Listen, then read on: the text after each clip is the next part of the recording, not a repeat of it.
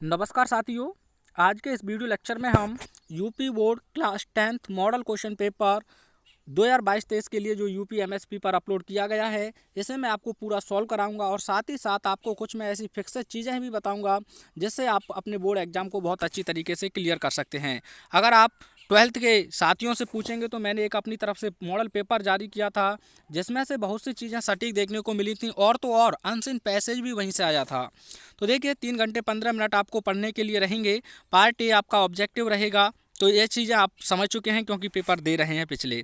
तो देखिए जो पहला पार्ट है उसमें आपको एक पैराग्राफ दिया रहेगा जिसमें क्वेश्चन 1 से लेकर 3 ऑब्जेक्टिव क्वेश्चन होंगे। सबसे पहले आपको इस क्वेश्चन पेपर को बहुत अच्छे से पढ़ना है, उसके बाद नीचे दिए गए क्वेश्चंस को समझना है। तो चलिए मैं क्वेश्चंस की ओर चलता हूँ सीधा।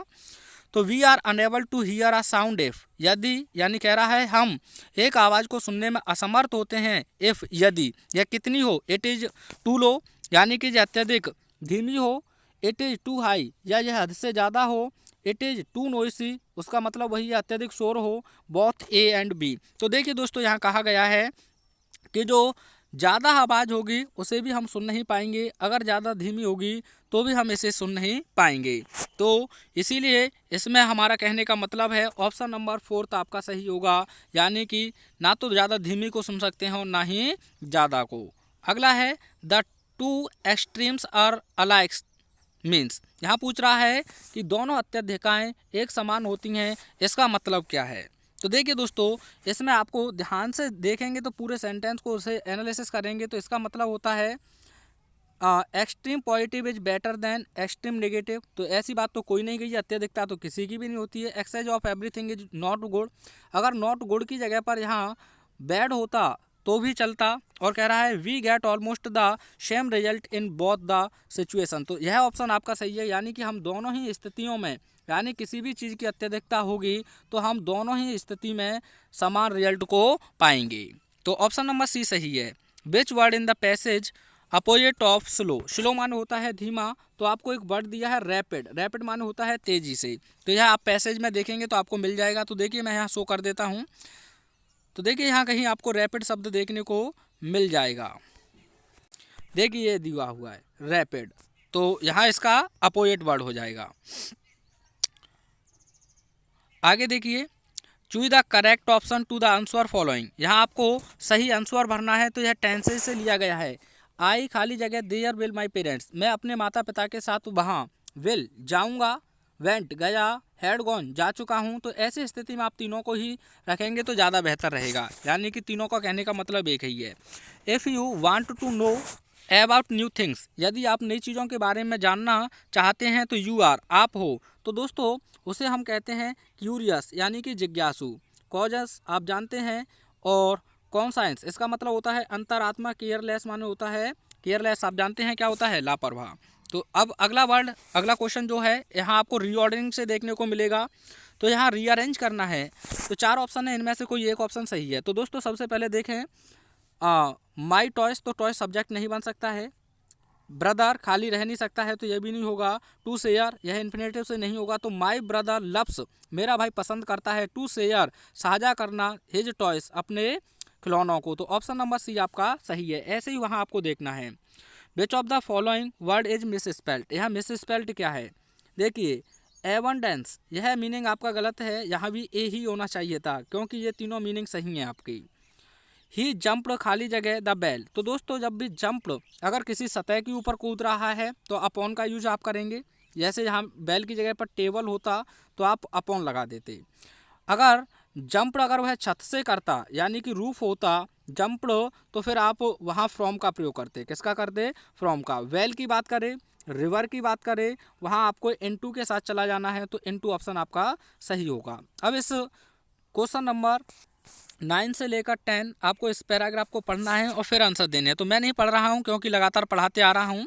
इन Annie's poem the duckling and father swan symbolize, यानी कि जो डकिंग बच्चे हैं इस कविता में एनी फ्रैंकी में, और फादर स्वान हंस है, वह किसे बताते हैं। तो देखिए यहाँ बताया गया एनी फ्रैंक एक बच्चे की तरह है और मिस्टर किसिंग एक स्वान की तरह है, क्योंकि यही कहानी उन्होंने बताई है कि जो एक कहानी सुनाती है कौन, एनी फ्रैंक, वह एक कहानी वो लिखती है। तो वह कहती है कि जो एक बच्चे थे वो लगातार अपनी आवाज़ में करते थे तो उसके पिता ने उसे मार डाला था। आपने चैप्टर पढ़ा होगा अच्छे से।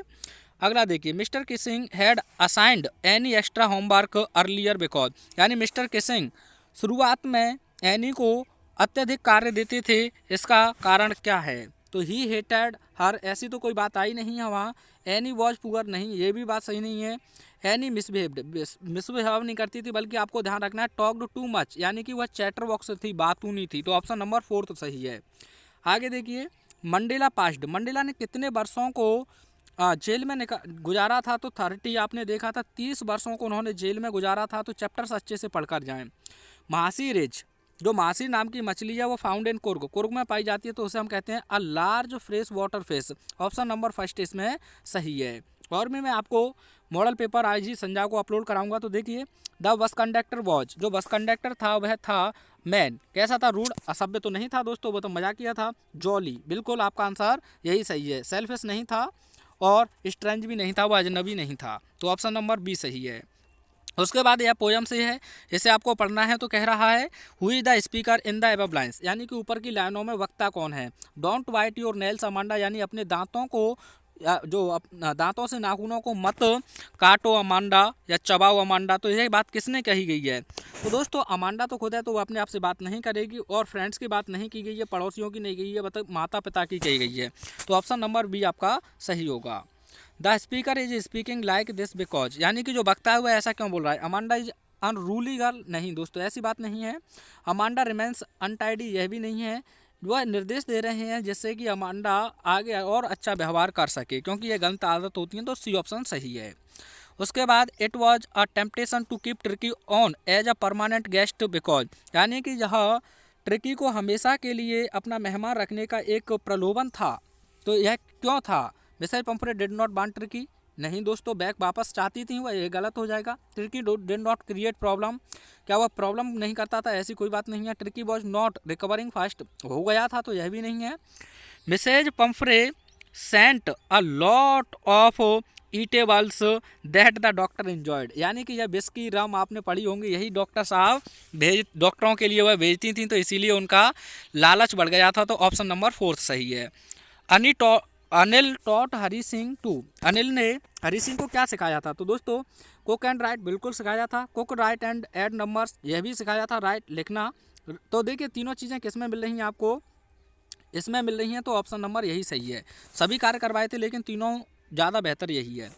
The book gifted to Ebright by his mother watch, यानी कि जो किताब उसकी माँ के द्वारा एब्राइट को दी गई थी वह किताब थी the travels of monarch butterflies, नहीं। द हिस्ट्री ऑफ मोनार्च, नहीं। तो देखिए अंतिम आपको ध्यान रखना है the travellers of monarch x, यह ऑप्शन आपका सही है। अगला क्वेश्चन देखिए, which of the following combination describes Matilda, Matilda के लिए क्या बताया गया है, यानी कि किस रूप में उसे व्यवस्थित किया गया है? रिच, दोस्तों धनी तो नहीं थी, इसे सबसे पहले निकाल रहे हैं। रिच और किस में है? इसमें है, तो इसे भी निकाल दें। अब बचता है फैशनेबल, एम्बिशियस, मिडिल क्लास। तो देखिए सेटिस्फाइड भी नहीं थी, तो ऑप्शन नंबर आप इसके साथ चले जाएंगे। यानी फैशनेबल तो थी वह, एम्बिशियस भी थी, महत्वाकांक्षा रखती थी, लेकिन वह मिडिल क्लास में थी। और नीचे वाले में क्या कह रहा है? वो सेटिस्फाइड थी, सेटिस्फाइड नहीं थी दोस्तों वो अपने आप से। Bholi was sent to school because, Bholi को विद्यालय भेजा गया क्योंकि her father felt compelled to do so, यानी कि उसके पिता को ऐसा करने के लिए बाध्य किया गया था, कंपेल्ड मजबूर किया गया था। बिल्कुल यही आपका आंसर बिल्कुल सही है। ऑप्शन आप नीचे के पढ़ सकते हैं, कोई दिक्कत नहीं है। उसके बाद आपको यह अनसीन पैसेज दोस्तों पढ़ना होगा। नेक्स्ट वीडियो में मैं अगले में इसे बहुत अच्छे से आपको सॉल्व कराऊंगा।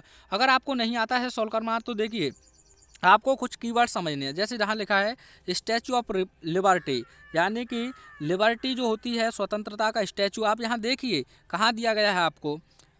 ऊपरली लाइन में देखते आएंगे, सबसे पहले तो यहीं दिया है। तो आप इसी को पहली लाइन को यहाँ तक लिख देंगे तो आपका आंसर हो जाएगा। परेशान ना हो जिन्हें कुछ भी नहीं आता है। अंडरलाइन का मीन पूछ रहा है वो, इससे अंडरलाइन का मतलब क्या है? तो चलिए यह आपको थोड़ा सा टाइम लगेगा। How did America collect money to install the statue, तो इसे भी आप देखिए कहीं ना कहीं अमेरिका आपको देखने को मिल जाएगा, तो आंसर आप इसी में से निकाल लेंगे। अगले वीडियो में आपको कराऊंगा। अच्छा मैं अब यहाँ फिक्स आपको 4 नंबर बताने जा रहा हूँ। तो दोस्तों एप्लीकेशन आपको लिखना है, सरल भी होता है। तो एप्लीकेशन किस पर तैयार करें? तो सर आपको करना है फुल फी कंसेशन पर, ट्रांसफ़र सर्टिफिकेट पर, और लीव पर, और इवनिंग गेम्स पर। और सब्जेक्ट चेंजिंग पर 4-5 करने हैं केवल और 4 नंबर आपके पक्के हो जाएंगे। एक ही से बनाना आपको आ जाएगा। अब यहाँ लेटर पूछा गया है तो लेटर किस किस पर रखें, तो आपको रखना है इंडिपेंडेंस डे पर। किस पर? इंडिपेंडेंस डे पर। और दूसरा इम्पोर्टेंस ऑफ गेम्स, तीसरा माय बेस्ट टीचर, और आप एक दो अपनी तरफ से और देख जाएं। इन तीनों में से आपको जरूर देखने को मिल जाएगा। आइए ग्रामर पोर्शन को सॉल्व करते हैं। तो देखिए यहाँ आपको नरेशन अच्छे से समझ लेना है। तो पहला पूछ रहा है आपको, Kiran said to her mother comma inverted comma शुरू, please allow me to play. तो दोस्तों प्लीज से स्टार्टिंग हो या काइंडली से हो, प्लीज से हो या काइंडली से, 2 नंबर पक्के हो जाएंगे आपके। तो सेड या सेड टू की जगह पर आपको लिख देना है रिक्वेस्टेड। क्या लिख देना है? रिक्वेस्टेड। प्लीज और काइंडली को आप हटा देंगे और वाव से जस्ट पहले आप लिख देंगे टू, और मी को किरण से चेंज करेंगे तो हर हो जाएगा। तो आंसर मिला लें, Kiran requested her mother to allow her to play. ठीक है दोस्तों। अब प्लीज की जगह पर वो आपको दे सकता है डू नॉट या इसे डोंट भी लिख सकते हैं। तो आपको ध्यान रखना है सेड या सेड टू के स्थान पर आपको फॉरवर्ड का यूज कर देना है। किसका यूज कर देना है? फॉरवर्ड का। और डू नॉट को भी आप हटा देंगे और वही काम करना है, टू से आप आगे जोड़ देंगे। चेंजिंग करना तो आपको आना चाहिए। इसके बाद वह आपसे इंट्रोगेटिव से पूछ सकता है। तो इंट्रोगेटिव में आपको ध्यान रखना है हेल्पिंग वर्ब से स्टार्ट हो तो इफ का यूज करना है। सेड या सेड टू के स्थान पर आपको आस्क्ड का प्रयोग करना है। ठीक है, आगे क्वेश्चंस में कराऊंगा। आगे देखिए, I know you very well, इसका पैसे वॉइस बनाना है। तो दोस्तों वर्ब के तुरंत बाद ऑब्जेक्ट लें तो यू हो जाएगा, और टेंस प्रेजेंट में तो यू के अकॉर्डिंग आर हो जाएगा। नो का थर्ड फॉर्म होता है नॉन। यहाँ से देखकर जाएं, प्रीवियस ईयर काफ़ी रिपीट हुआ है। नो के साथ टू लगाते हैं ना कि बाई। अगर बाई लगा देंगे तो गलत होने के चांसेस हैं। और यहाँ आप लिख देंगे मी और आगे लिख देंगे very well. You are known to me very well. आगे देखिए, यहाँ पंचुएशन करना है तो आपको पहला लेटर हमेशा कैपिटल लिखना है। तो टी कैपिटल हो जाएगा दाम में, ग्रैंडफादर। और उसके बाद देखिए कॉमा इनवर्टेड कॉमा शुरू हो जाएंगे, जैसा आपने यहाँ नरेशन में बनाया है उसी प्रकार से। और यहाँ देखिए डी कैपिटल हो जाएगी और लास्ट में full stop comma inverted comma में बंद हो जाएगा। इसका आपको इनडायरेक्ट बनाकर भेजना है, डू नॉट से स्टार्ट हुआ है। इसे ट्रांसलेशन मैं आपको करा के दिखा दूंगा। अब आता है आपका यहाँ शॉर्ट क्वेश्चन आंसर। तो आपको ध्यान रखना है सबसे पहले 2 या 3 चैप्टर आपको अच्छे से याद कर लेने हैं। और 3 चैप्टर कौन कौन से हो सकते हैं? आपका लेंचो हो गया, नेल्सन मंडेला हो गया, एनी फ्रैंक हो गया। एक चैप्टर और आप पीछे से कोई भी देख सकते हैं। तो आपको यह तैयार कर लेने हैं। शॉर्ट क्वेश्चन आपको यहीं से देखने को मिल जाएंगे। कितने पूछ रहा है? 2 पूछ रहा है, 3-3 अंक के। तो आप ये 3-4 चैप्टर ही देखें, ज़्यादा परेशान ना हो। लॉन्ग की बात करें तो आप सभी चैप्टर के कैरेक्टर स्केच जरूर कर लें। जैसे कि character sketch of Anne Frank कहाँ मिलेगा? यूट्यूब पर सर्च कीजिए, हमारा वीडियो मिल जाएगा।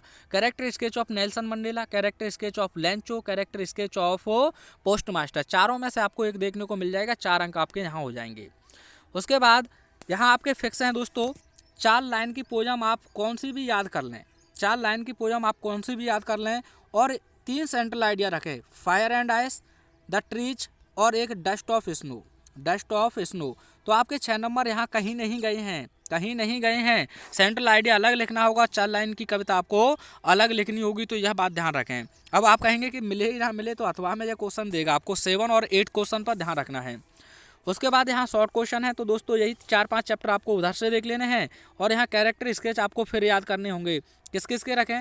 मटिल्डा का हो गया, मिसेज पंफरे का हो गया, होली का हो गया, हरी सिंह का हो गया। ये 4 कर लें, आपको एक जरूर देखने को मिल जाएगा। आई होप आपको यह क्वेश्चन पेपर अच्छे से समझ में आया होगा। नेक्स्ट मॉडल पेपर के साथ आपको मिलेंगे। Thanks for